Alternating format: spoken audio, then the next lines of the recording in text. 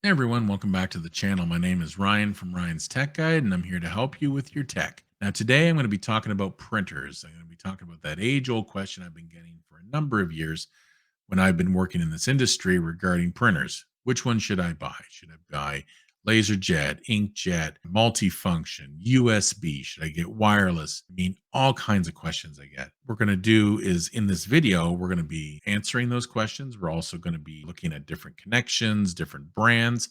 And I'm also going to give you at the end of the video my recommendation of which one I would buy if I were to buy a printer for myself. So, with that, let's just get right into it. So, printers, why do we still buy them? Well, in my opinion, I think people still buy them because they're still attached to the idea that they want to have and hold something. They want to print that loved one's picture. They want to print that document they want to keep, or that poem, or that piece of writing they've done. I mean, the world is still very much a printer based world. It's still heavy on paper. I mean, most businesses still do print copies of invoices. They still do copies whenever you go to a store to buy. Also, I mean, schools, everybody, printing is still important. And there's nothing wrong with someone who wants to buy a printer, of course. I mean, those things are valuable to have. If a printer can give you that, that's great. So that's why I think people still buy them. Digital age, you think we'd be moving away from that, but that's not the case. And I think printers are going to be here for a long period of time. People are still buying them. And like I said, it's just still part of 2022 and beyond. So with that, what we're going to do next is we're going to go into different kinds. So the different kind of printers we have are inkjet, laserjet, multifunction, photo printers, 3D printers, and I'm sure there's a few more. But these are the big ones that you see most consumers buy, especially the first four. And I'm going to go over them quickly, and then I'm going to discuss a little bit about them and then give you a general idea of what they're all about. So inkjet, the standard one's been around for a long, long time. Everyone's bought inkjet printers. They use an cartridge-based ink. They are need to be refilled when they're, of course, when they're empty. They usually get between 350 to 500 print jobs, depending on how much ink you use and if it's all photos or just text. But inkjet has been around, like I said, a long time. The reason why people buy them, of course, low cost for the device. Fortunately, sometimes the ink itself is worth more than the printer, believe it or not. That has happened for many, many years.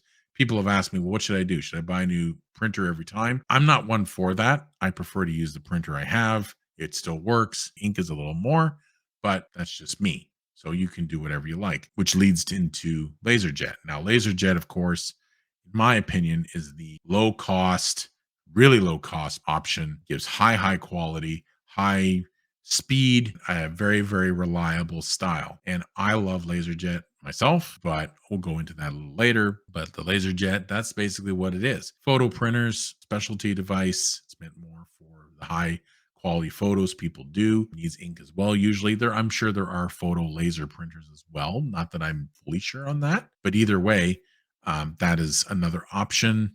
They still print everything else, of course, but most people use the photo printers more for that choice. Multifunction, normally you see in an office setting. People use them at home, of course, but I mean, you put that in the center part of your little business and everyone can print to it. And that's usually the copy, scan, fax, print options. That's what they are. And 3D printing is relatively new to the consumer market. It's been around for a little bit of time. Very, very expensive, of course, because it's newish to the industry. Uses a filament instead of paper, and you're physically printing an object, which is based off of a program you input through the computer or you input directly onto the 3D printer itself. Because sometimes they have little displays on them that you can just put them in and you do your job. So those are basically the different kinds of printers. Now, advantages and disadvantages. Inkjet, like I said, low cost device, very high cost. Ink sometimes can cause people to make a decision which one they want to buy. Laserjet advantages are speed, quality of print, reliability, just overall really good print job. Cost is a disadvantage because they are worth a lot more. Toner's worth a lot more, but you buy that and then you can actually independently refill the ones you need. You don't necessarily have to buy all the toners at the same time. You can buy the magenta over the yellow anytime if you run a magenta only. Photo, again, of course, cost because of the ink, specialty device, especially if it's in a business, makes sense. Multifunction again has all those extra functions, so it adds an extra cost. But the advantages is it gives what a business, let's say, needs, or even at home. It gives you extra things that you can use. Still very, very good. 3D printers, of course, high cost. Filament, not as easy to access. You just can't go in and buy it. You got to find a place that actually supplies that stuff. And that's basically it for those. That's the advantages and disadvantages. The next thing we're going to go over is brands. So as you see at the top of the banner, Canon, Lexmark, HP, Brother, and Epson are the names that I've known forever. And these are the household names for most printers. Each one has its advantages and disadvantages as well. Quickly, Canon, low cost device, but I remember that they also had low cost generic cartridges that actually still work really, really well and made the printer even better. Now, I'm not sure exactly how it is now. It's been a while since I've sold one or even recommended one, but it's something to look into. Lexmark has never been my favorite. I find that I saw those not work as well. They were still working, but I found people were asking about those more often in terms of reliability. But I'm sure Lexmark has improved over the years. HP for me, very, very good brand, very well known in the world, especially in the printer world. All what I said earlier about their printers, about the Laserjet. Brother, another great brand. I find a lot of people that have bought Brother have not had any issues, at least the ones I've talked to. Very good brand. And they do a lot of multifunction, is usually what they like to do. They have other ones too, but that's what I've seen. Epson was one that was mostly inkjet that I saw. I'm sure they have laser. Please check into Epson as well. And like I said at the bottom, they've streamlined their companies over the years. They've reduced their quality of products that they make. So please keep that in mind when you're looking. Sometimes you may not find exactly what the company you're wanting, but they have streamlined the products and they've made them better. Next, we're going to be talking about wireless and USB connected. Now, in a nutshell, which one's better? Well, for me, USB is better. USB connects to a laptop or a docking station or a tower. It's always running, it's always connected there. As long as the USB cord works and the USB port works, all of that inside, just overall, USB I feel is better.